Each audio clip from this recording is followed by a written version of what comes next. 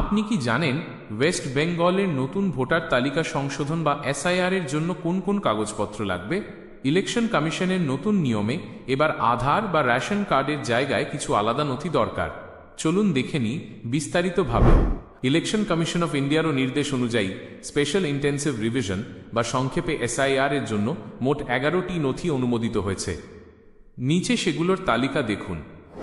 সরকারি কর্মচারীর পরিচয়পত্র বা পেনশন কার্ড, 1 জুলাই 1987 আগের কোনো সরকারি প্রতিষ্ঠানের নথি, জন্ম সনদ, বার্থ সার্টিফিকেট, পাসপোর্ট, স্কুল বা বিশ্ববিদ্যালয়ের সার্টিফিকেট যাতে জন্ম তারিখ লেখা আছে, স্থায়ী নিবাসের প্রমাণপত্র, পার্মানেন্ট রেসিডেন্স সার্টিফিকেট, বন অধিকারের সনদ, জাতি সংক্রান্ত শংসাপত্র, এসসি, সেন্ট, ওবিসি ইত্যাদি, যদি থাকে এনআরসি এর নথি, পরিবার রেজিস্টার বা পারিবারিক তালিকা, জমি বা বাড়ির বরাদ্দ, দলিলের কাগজ।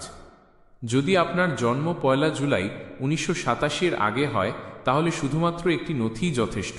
যদি জন্ম 1 জুলাই 1987 থেকে 1 জানুয়ারি 2002 এর মধ্যে হয় তাহলে আপনার নিজের নথি ছাড়াও পিতা বা মাতার নাম যদি 2002 সালের ভোটার তালিকায় থাকে তাহলে সেটি জমা দিলেই চলবে।